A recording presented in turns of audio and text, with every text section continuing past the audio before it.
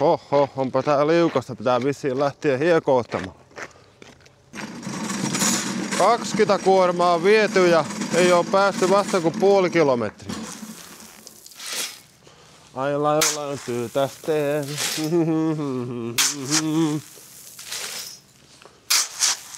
Oi voi. Jaa, se on naapurin mieskin lähtenyt hiekoottamaan. Joo, kyllä hommat hoituu.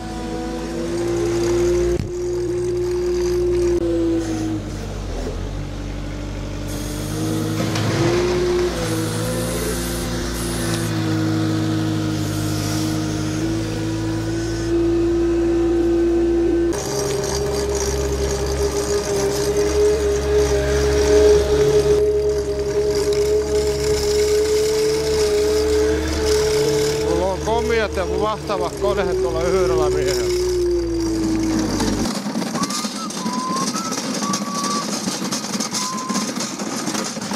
Jaha, kollegakin pääsi hiekootusreissulta. Joo. Itse veteli sellaisen 200 kilometriä, että paljonko sulle tuli mittari? No, sellaisen 900 metriä. 900 metriä. On se hyvä alku, ja? On, joo. Mistä kuule näin kovettuja konehia saa? No kuule kummakki, kamionin hiekootuskauha ja Kiantin pyöräkuormaa ja hyvä koneelta Kurikasta. Jaha, älä hakeen omaa. Mene nyt hakemaan hyvät koneet.